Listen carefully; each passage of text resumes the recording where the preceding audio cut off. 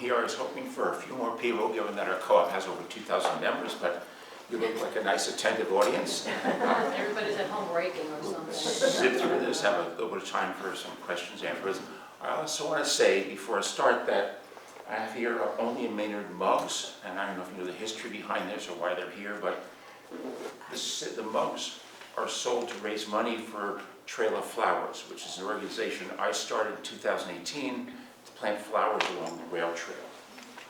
So we've added over the years actually more than $10,000 worth of plants along the rail trail in Acton and Maynard, hoping to extend to Hudson and Marlborough.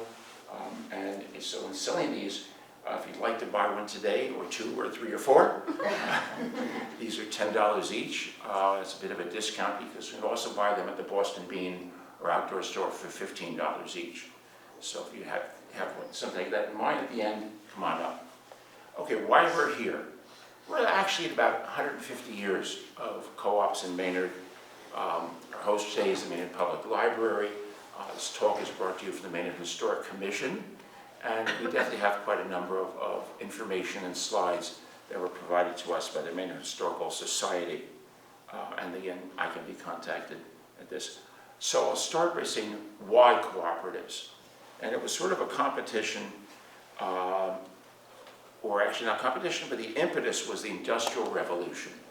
Because what happened was, you have to think cities, salaries, and transportation. The shift of work from rural subsistence farming to people being relocated to concentration in cities. And this meant they were going from doing their own farming to a place where they're getting paid a salary and working, but they had to buy their food. And the food, therefore, had to be processed and transported by a number of people in between, the middle people. And these people all wanted their own profits, and sometimes they had control, I mean, near monopolistic control over the supply of food and beverages. People were unhappy with perhaps what they were getting or what they had to pay for it. They had no control. Sometimes there was adulteration. So as someone said, you know, the milk starts off at the farm, and if it ends up in the city, some water could have been added along the way. As one person said, if you find fish in it, you know something. So one of the first standardized tests was actually for butterfat content, because if you're adulterating milk down, you're lowering the butterfat content.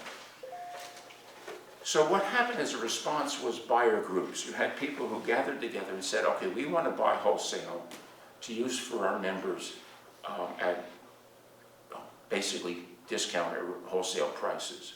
These were not co-ops per se. They didn't have some of the other attributes of co-ops. So it was sort of the beginning of trying to reduce the cost of foods and goods.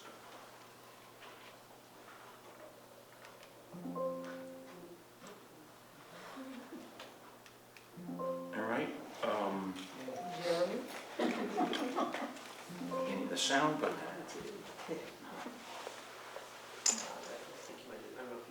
okay. You know, you're right. The down arrow is what's advancing.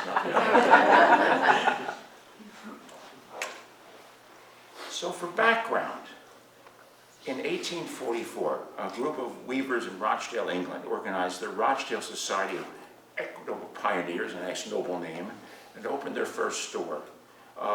Their guidelines they added formed the basis of the co-op concept. So they had basically 7 major guidelines that differentiate themselves from those wholesale buyers. What you'll see here is sort of the history of what happened in Maynard, but I'm giving you the background of where this first happened in England far earlier. And there had been buying clubs, but they added principles. One was open membership. Anyone could join. Secondly, democratic control. Members would have a vote. An important point there is, regardless of how many shares you bought, you had only one vote. So it couldn't be that large share owners, people who have multiple shares, had more power than people who bought one share. And you'll see later in some of the slides, typically a share was priced at $5. So it was relatively easy to get on board into a co-op. Third, a distribution of surplus at either halfway through a year or at the end of the year. If there are profits, the profits were redistributed to members based on what they had bought during the course of the year. And we'll see how that worked out. if you had an investment, you could also earn a little bit of interest on capital.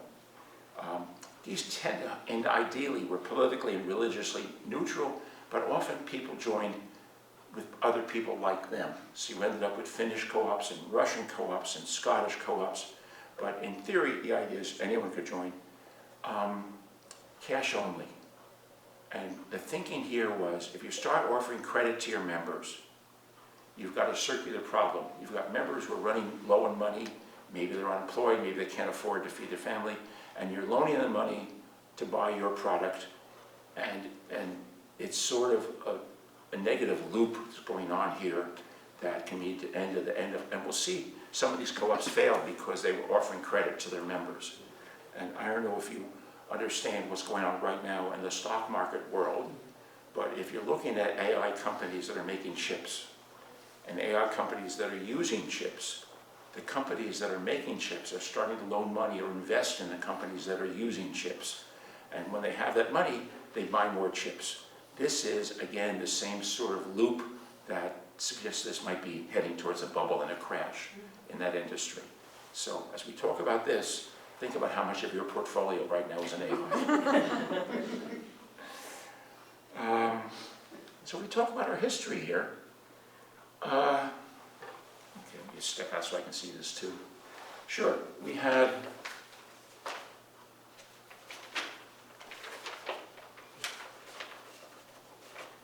a fancy name again. The Order of the Sovereigns of Industry became the Riverside Co-op, and this was very successful and lasted really quite a long time, from about 1875 to 1936, so more than 50 years. And this was basically the English and Scottish workers who were here, and the first people who were populating the mill, working at the mill, and started a co-op, and it was really quite successful, had their own building. There was a Finnish cooperative store that we're not even sure how long it operated.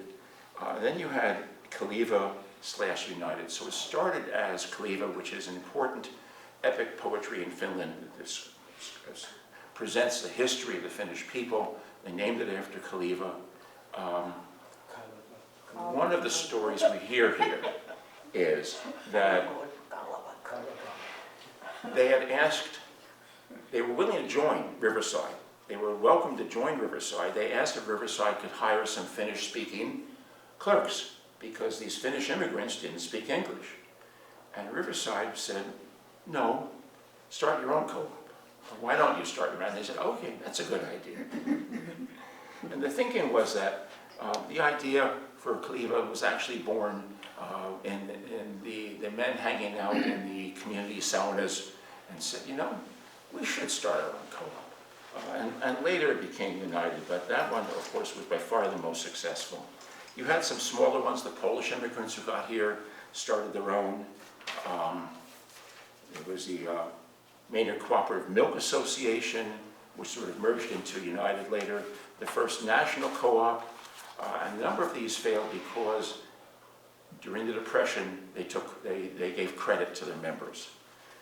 There's a very small recent co-op, the Carib Tree Co-op, which later ended up as the store in West Concord. And now we have the Aspect Co-op Market, concept 2012, a fairly long gestation, and opened up in May 2023. So Riverside, you know, if we take a look at their timeline, I'll step out here so you can see this. Yeah, their shares were about $5. That's about equivalent to 150 in today's money. So it's not large, but not small. Shareholders had one vote. They started with rendered space at the Darling Block, and then in 1882 built their own building. Non-members could shop at the same prices. This is an important point. When you bought, you were buying at the same price. Members paid profit sharing at the end rebate. Good years, they got as much as, I don't know what we're saying, a couple of percentage. In 1909, they hit 600 plus members. 1929, the store business itself was sort of bought out, and then 1936, the building burned down. So it's the site of what we sort of know as the Knights of Columbus building, which is now the Sutra yoga place. But it was a very large building on that corner.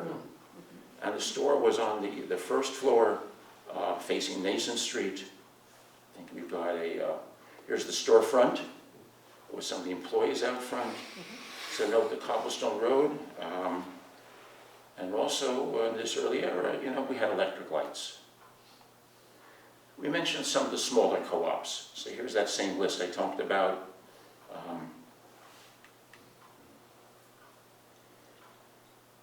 So the first national cooperative was on the site of now Thai Chili, and it extended credit. So we don't have much of a history, but it did exist for a while.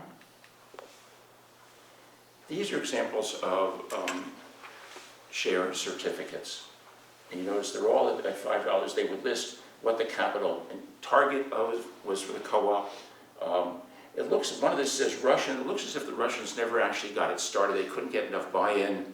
So it ended up being taking a loan from a number of the wealthier members. The store ran for a short while and then was liquidated. So the important point there is that in doing this, in buying these shares, and the expense of buying it was not that great. The current co-op right now, the buying the join is $200. And it's a one-time fee, it's not an annual. You buy in, you're a member.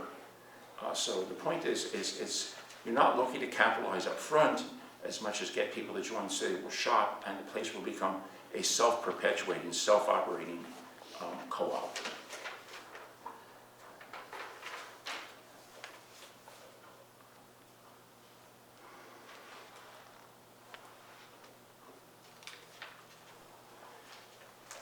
Now, if you notice, the United's capitalization at this point was much, much larger. They were looking to capitalize at $200,000.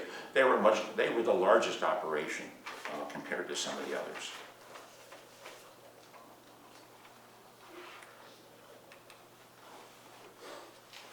So we get some of the pictures. Kaliva had its shop on Main Street. These are some of the photos of 1907 and 1915 of the storefront. It added a dining hall on the second floor. So for many of the members who were living in boarding houses and didn't have their own kitchens to cook in, they were often eating at places like this, at boarding house or communal type restaurants. So in time, Kaliva owned the entire building. This is still an existing building on Main Street. So they bought the entire building in 1912. They added a bakery, so I'm going to extend the timeline here. They added a bakery, they added a restaurant on the second floor serving over 200 meals a day. They acquired the Maynard Cooperative Milk Association, and then they were dairy delivery. They went into also coal. They delivered coal. They delivered firewood. They had a branch store in Waltham. They had a young cooperators club. Remember, education was an important part of this. To be self-sustaining and continue to operate is to bring on new people into the idea. They had a fuel oil delivery. So if you're familiar with the parking lot behind the outdoor store and behind CVS, and as you're going in, there's a number of oil tanks on the right, which are now owned by Gun Oil. But those were installed and operated by the co-op. Those were the co-op oil tanks. They had a women's guild, ice delivery. They had their own auto service and gas station where McDonald's is. They had the branch store that became the Murphy-Snyder buildings. Familiar with that, but currently long-time empty building. And they had a children's co-op day camp. So again, they were really providing more and more services over time. And this touches on some of those timeline items.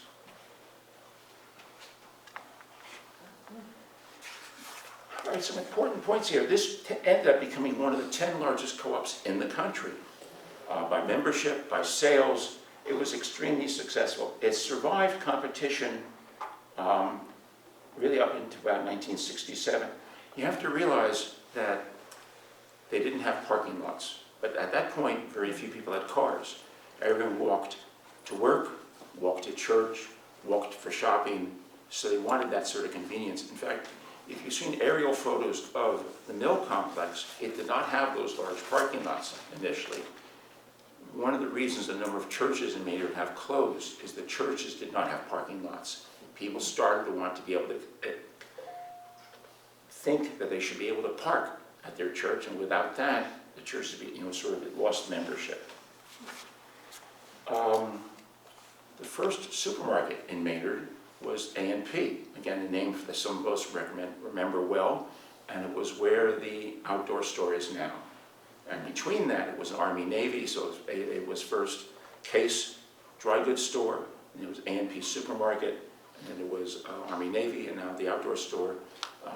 But it was really when Victory Supermarket opened on the Powder Mill Road with parking that they started losing. Victory Supermarket started providing competition, that people started leaving United. But this was their building. You can see what it was and what it is. It was closed by 1974 when we moved to town. That had been taken over by a guy named Olivo from Wayland, and it was privately owned. Yeah, there was an attempt to continue it as a store, Yeah. but not as a co-op. Yeah. And as I said, you saw the same thing with the Russian effort, and sometimes, and also with the Riverside effort. Sometimes there was an attempt to say, okay, let's continue the store, but no longer have it be a co-op. I always liked the bubblegum machine when you went in. And we're getting to the point where people do remember, what was there. They opened a bakery. They had a dairy delivery, and they held their own brand of soda. There's a bottling machine. I remember that. Who remembers the other soda company that we had in Maynard? Maydale. Maydale, which was on Glendale Road. Street. Right. Down the street. Yeah, very close, yeah, right down there. So again, that was here for quite a long time, had its own brand of ginger ale and everything else. Here's a photo of employees. And one point here is many co-ops asked members to put in volunteer time, like hours per month. You often saw that with the smaller co-ops, but that wasn't part of the original rules or guidelines, and it's definitely not a requirement, but it's one of those things that co-ops sometimes find they really can't afford employees doing everything. So as a bridge, they'll have people volunteering their time at no cost. One of the other things you have to look at is if co-ops can become, I want to call it too top-heavy, where too much of their income is going towards employees or management or perhaps even board members. You may find that co-ops have lost their principle, which is for the members, and have become sort of profit engines for management. So if you're members, if you want to be on a board, these are things you might have to wonder about. There's the fuel tanks. I still said co-op. Yeah. All right, let me see if I can catch up with what we're doing here. Another one of those things that we do.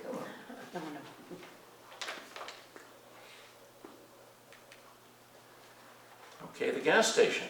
It's now the site of Dunkin' Donuts, or next to. It's the other side of, next to where the site of Dunkin' Donuts. And I don't know if the people know the history of that building, which for a while, next to Murphy and Snyder, next to that you had 7-Eleven and Dunkin' for a while, and now I think it's Richmond and Dunkin'. But that was the site of the paper mill. And if you look at the old maps, you'll see the paper mill was the first industry mill in town, circa 1830. So almost 15, 20 years before the woolen mill started being operated, we had a paper mill in town, and then a little bit further east, along Powder Mill Road, there was a gunpowder mill, also around circa 1840. Each of those were conversions of earlier, usually timber and grain. The first types of mills we ever saw were mills that were cutting lumber and also grinding grain. So Mill Street was the site of the oldest mill in what's now Maynard, and it was in the original type, the timber and grain grinding. And it was Amory Maynard and his partner buying that out and saying, okay, we're going to move the dam further upriver to where it is now. We're going to create a mill further downriver where the mill buildings are. By doing that, they created much more water they could back up, 5 miles of water and what needs to stow, and a much larger vertical drop. Because one of the points about water power is the larger the drop, the more the power. You want enough water to basically go over the top of a wheel, not rather than the bottom of the wheel. So you needed 15 to 20 feet minimally of drop. And that one of the reasons you saw mill towns on the Assabet River, the Assabet River was steep. The Sudbury River was relatively flat for most of its length, except for the very early headwaters. So you had a mill in Framingham, and that was about it. There were no mills anywhere else in Sudbury because the river was too flat. Yassabet by being steep, almost like every 5 miles, you had another industrial revolution type mill doing leather goods, wood goods, something because they had water power. Now, most of these, once the railroads came in, were converted to coal, but they all started off with water power.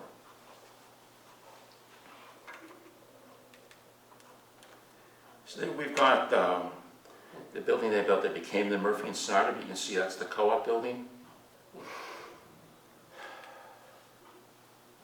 And there's children lined up to go up to summer camp.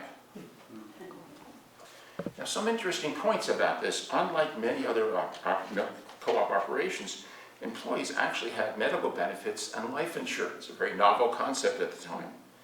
At peak, there were more than 3,000 members and 50 full-time employees, because you have to remember, members and also non-members in town could shop there. Annual sales exceeded, 1.4 million of, let's call it, those year prices. United had a weekly newsletter. Here's an interesting transition about assimilation. Up to 1947, the meetings were always held in Finnish. After that, meetings were held in Finnish with a pre-meeting in English. By 1956, that was reversed. So the meetings were in English, but there was a pre-meeting in Finnish. So this is an example of the transition of the immigrant groups who come here speaking their own language. You had people living in the presidential district, which is primarily Finnish. Children showing up at the first year of school speaking no English. Because everyone they knew, the stores, everything, they were all speaking Finnish. Another point about this town is because of the strong Finnish and also Russian immigrant populations, this town had 5 public saunas and also many private saunas. And the reason why 5, where you had the saunas where the Finnish socialists went, another one for the Finnish communists, the Finnish non-drinkers, and then you had the Russian steam baths, because God forbid, you speak to someone who's not Lutheran.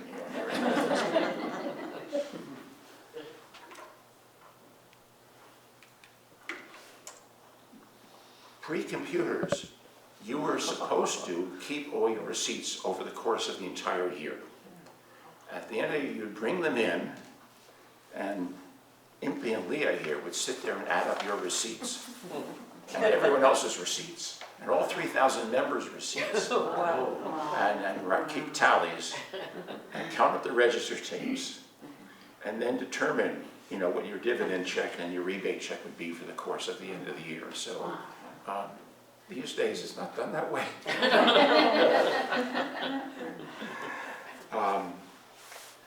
We hope that does go up using a computer system. All right, so the point was, United successfully competed with the existence of A&P, which was there from 1942 to 67. And the concept of a supermarket itself was novel. You could go into one store, you get your dry goods, you could get your meat counter, there could be fish, there could be dairy, all in one store. This was a very novel concept. And A&P was one of the early champions of that. And then you start to have the A&P brand of product. You had the A&P coffee. So this concept of a supermarket was relatively new, but obviously quite successful.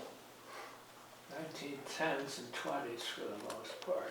Yeah, Piggly Wiggly's the first one with the aisles that you take the cart back and forth down south. Okay, and also, I'm trying to think if I got this right. Okay, at A&P, you get to the front and you present your tally to the clerk, and the clerk would add up everything that you had bought, mechanical cash register, and you put your money, and then they had sort of like wires overhead, and those would go back to the back where the treasurer and the money was, and they take your money and send your change back down to the front, and then you get your change, because the clerk didn't have a cash register with change. All they had was basically the ATM machine. We did say the children and grandchildren of the Finnish mill workers continued to move away. Remember, the mill itself closed in 1950, so that was sort of the end of the thousands of people who worked at the mill. Now, we also say in 1953, a number of owners people, investors from Worcester reopened the complex as a place they could rent out to many different companies and started to fill it up again. One of their tenants in 1957 was a couple of guys who wanted to call their company the Digital Equipment Company. They didn't want to call themselves a computer company because computers were the size of this room, and that's not what they were going to be making. And also, computer companies weren't doing well, but they called themselves an equipment company. They started making machines, and they rented, I think it was 9,000 square feet of space in one of the buildings. Wow. And they went over to Gruber Brothers, and they bought their office furniture on layaway or on time, and made their monthly payments to Gruber. He said, "How are you going to fix it up?" He says, "Well, we'll be doing our own painting." And Gruber said, "Really? You can't hire painters?" He said, "Well, not yet." And another story about early digital was that they were in a building that they shared with Raytheon, which was a much larger company, also in the electrical equipment business. And Raytheon might decide on a weekend that they were going to have people working on a Saturday, and they would want, in the winter, they would want heat. And of course, if they wanted heat, the entire building was going to be heated. So the people at Digital would call up on a Friday afternoon and says, "We're going to have heat this Saturday?" Because if they were, they'd also work on Saturday. If the building wasn't going to be heated, they wouldn't go into work, so they were also borrowing heat that someone else was paying. It was a really thin operation. Over time, Digital was profitable its very first year. They continued to expand. They rented more, they rented more, they rented more, until in the 70s, they finally bought the entire complex. So it was progressive, but the point was, there were many other companies in the mill complex that were renting space, but over time, Digital ended up with all of it. If we put that on a timeline, in June of 1973, the members voted to dissolve the co-op. There were buyers, a group of local businessmen who promised to keep all operations going. The Main Street building reopened as Buy Right Supermarket. The fuel oil became Dunn Oil. The gas station tore down, became the McDonald's restaurant. But again, Buy Right didn't have parking. Without parking in this current era, you couldn't really have a going operation. And again, I moved here in 2000, so I know that. But I also know from being, that amateur historian, that there were small stores scattered everywhere. There were barber shops. You walked. You went to you were Italian. You went to the Italian market. You were Polish. You went to the Polish market. You got your haircut in an Italian or Polish barber shop. You stayed within everything was local and local. And so now that we don't think of driving up to ShopRite or driving to Shaw's or driving to Roach Brothers, or now it sounds like we're going to have an Aldi opening up where ShopRite was, driving to or we're driving to Market Basket, which is in Maynard. We just think we get in our car. But the car is a relatively newer concept, for the nature of the town. So if we talk about co-op, and so from concept, things take a long time. You have to pick a site, you have to raise money. And what we ended up with, as you see here, is that, by 2021, things really looked good. Had a site selected, had raised already $2 million in capital goals. And I don't know if some of the people here, but I know ourselves, in addition to our membership, we basically purchased a bond for the co-op. And by doing so, we get paid interest on the bond, maybe next year. But it was just our commitment to saying, okay, we really want to support the concept of a co-op. So here, even before it opened, had reached this idea of almost 1,800 owners who had paid that $200 and signed up. At that point, they were seeking board members, setting up social media, getting the permits, moving to an existing building, but it took a lot of renovation in that. And finally managed to open May of 2023. So this was Victory Plaza. Again, had been the Victory Supermarket. You've got Jam Time, you've got the auto shop there, but this is now, like there's a sketch of the concept, sketch of the planned concept. Well, not a two-story building, but it was an interesting idea. And here's the reality.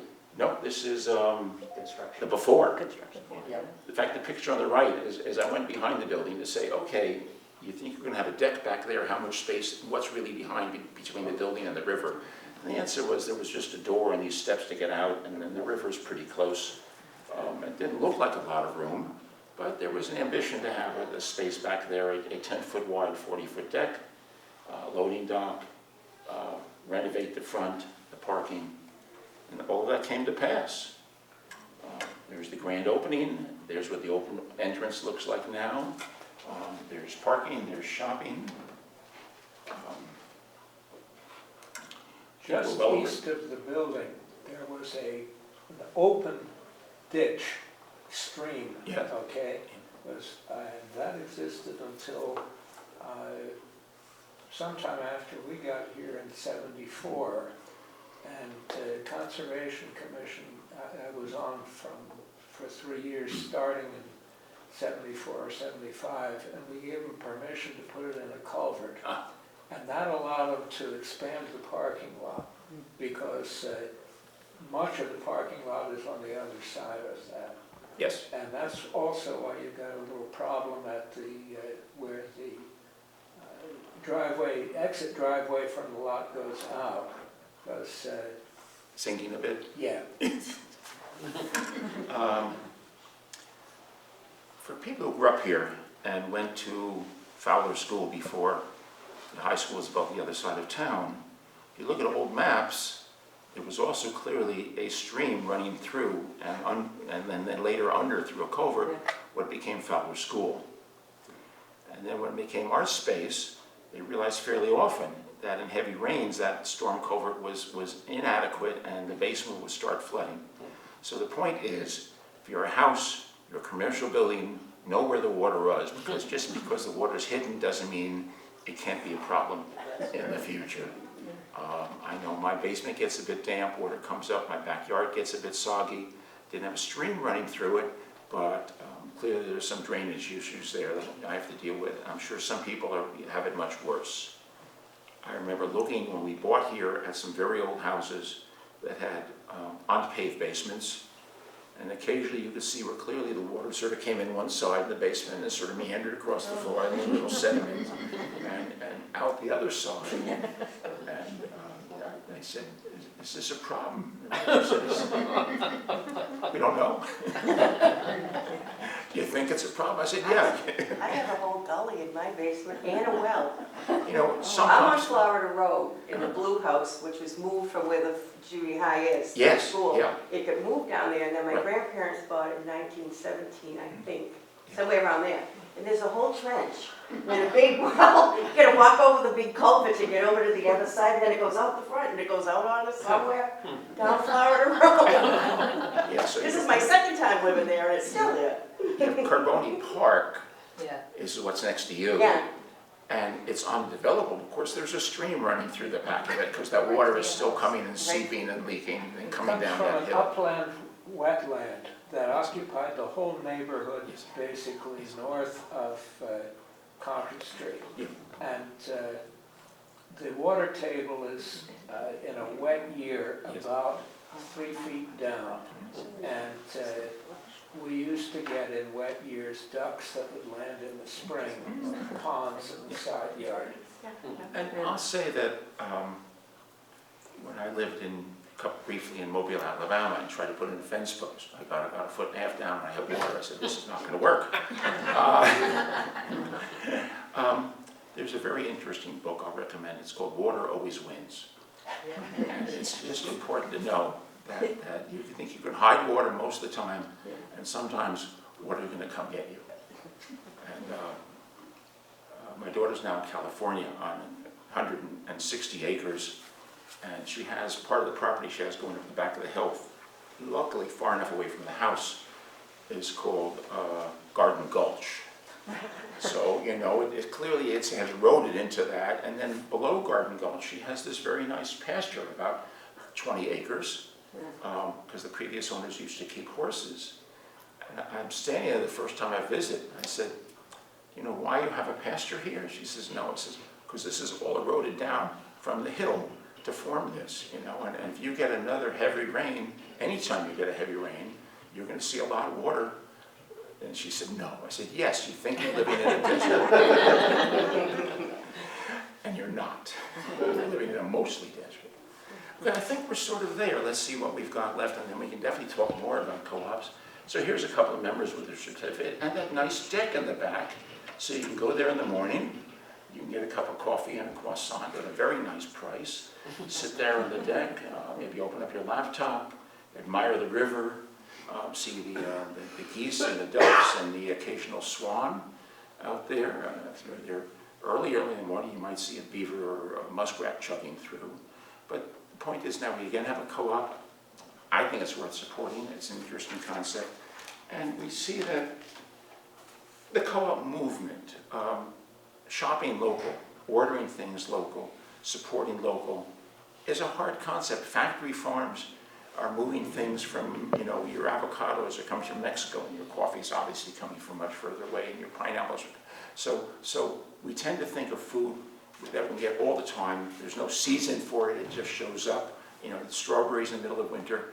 But to think a little bit more of, you know, the support of local farms, I think is an admirable concept. You don't have to be married to it or religiously married to it, but it's worth, I think, a nice look. Okay, I think there's my talk. Anyone have anything to say about co-ops, about history of Maynard, about anything else that's moving them? Before I start, I want to say that for 12 years, I wrote the history column for the newspaper about Maynard. And I would tell people, I would say, I will answer any question you have about the history of Maynard. I won't promise it'll be true. I will promise it will be interesting. So any questions you have, either it will be true or it will be interesting. Mr. Hall. Do we still have financial records from these co-ops? I assume they did annual reports for their members. Just know these things that disappear. It's like having restaurant records. It's when the things close, they close. There's no one. And here's a point. Sometimes, you know, churches keep good records, and they often, even when they've closed, turn them over to the Historical Society, which if you don't know has a wonderful website. You type in Maynard Historical Society Archives. It's a searchable website. You can type in anything on your mind and see if Maynard has any history about that, what you're asking. But business organizations don't think of themselves as being of historic value. We're just lucky to get these pictures that people happen to have brought to the society, but financial records, no. Okay. Question here. I had a question about like the co-ops. Were they mainly, when they originated, were they really all about food?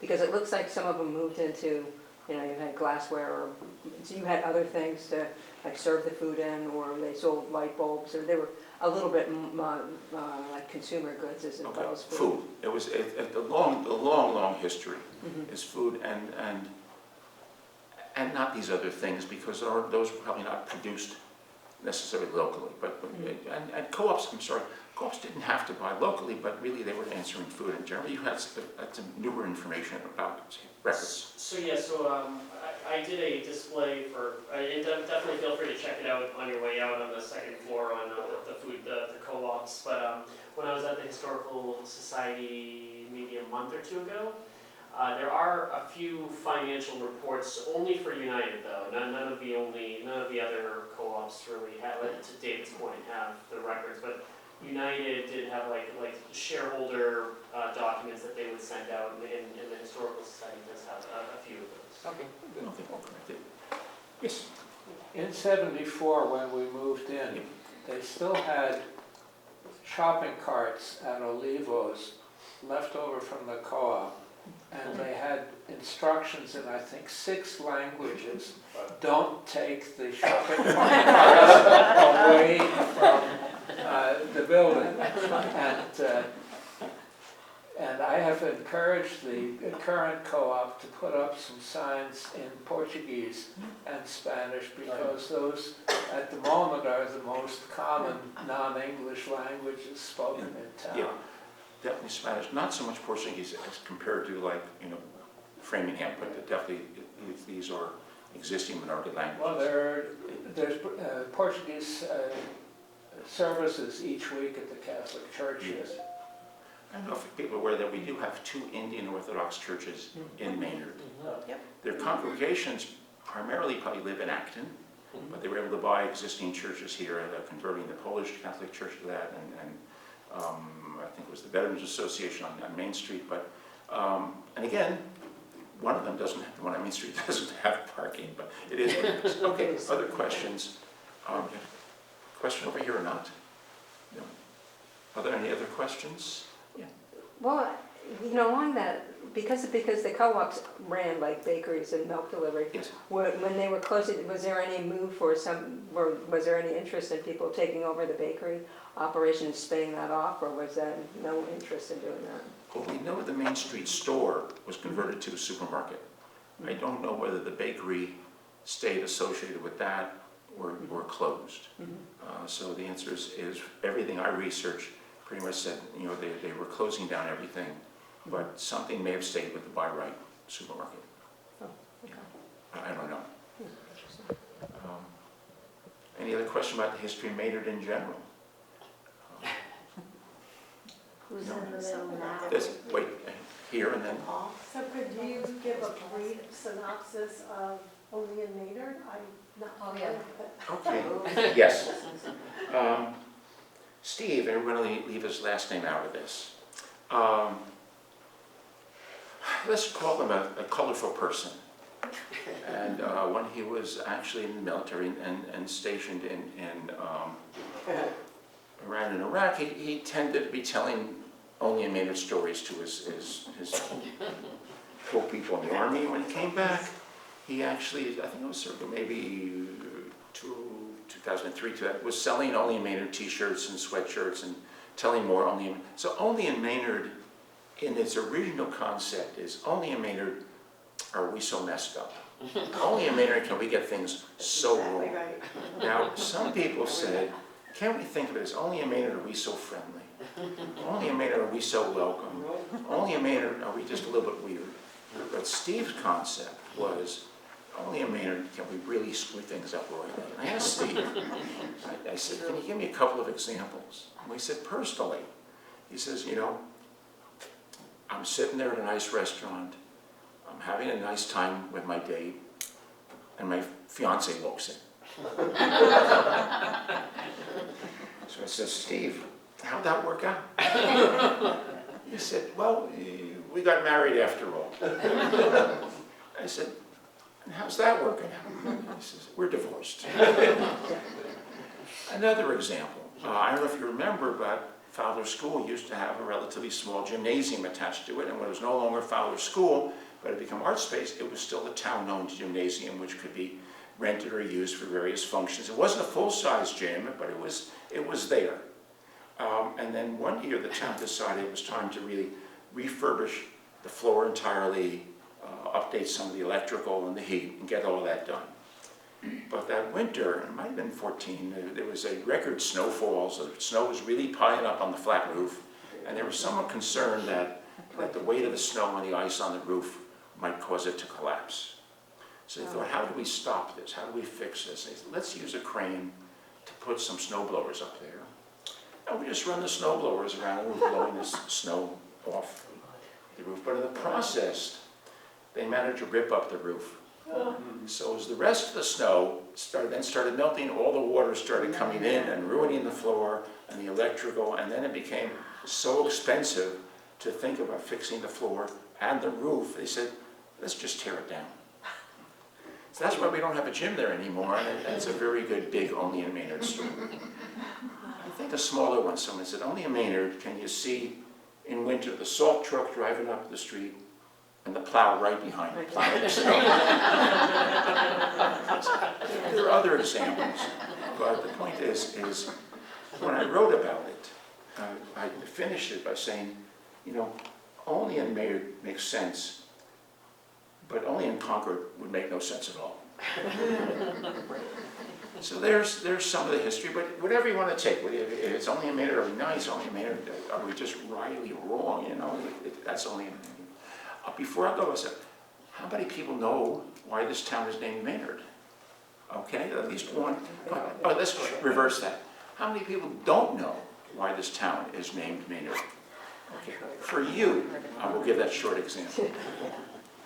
In 1870, the mill had opened in 46. The town had grown to the point everything north of the river was part of Stowe, everything south of the river is part of Sudbury, but there was such a large population growing here that wanted to become its own town. We said, it's too far to get to church, the cemetery's too far away, the stores, we said, we're working here, we want to be our own town. They petitioned the Commonwealth of Massachusetts to become their own town, and then they had to come up with a name. And I've actually seen the petition where there's the entire petition, and then there's a line, a blank line, and then the name Maynard is written in a different hand. So it's clear at this point that since Amory Maynard owned a lot of the land, employed most of the people, owned a lot of the housing, that it was unanimous that the town was named after him while he was still alive. So Amory Maynard got to live in Maynard while it was, it was still named after him. Usually glory comes after you die, but he got to have it while he was still alive. A thought on that. The other town that became a town in 1871 is Ayer, Massachusetts, a little bit further north and west. That one was named after a producer of patent medicines, called medicines. They had a lot of alcohol in them for one thing, but he was from Lowell. That had been Groton Junction on the railroad, and it was named for him. I think he made some sort of financial contribution to the... Well, Hudson is named after a person who donated money to create the Hudson Library. Before that, it had a different name named after the factory. But the point is, sometimes someone shows up at just the right time. On Maynard's point, it was a little bit long enough, but the point is, Maynard is Maynard, except after the mill went bankrupt in 1898, the town almost voted to change its name to Assabet. But it didn't come about. But they were really upset at the Maynards at that point. Okay, we've done this for, I think, 50 minutes. You've been a great audience, and I just want to thank you for being here today and sharing this. Thank you.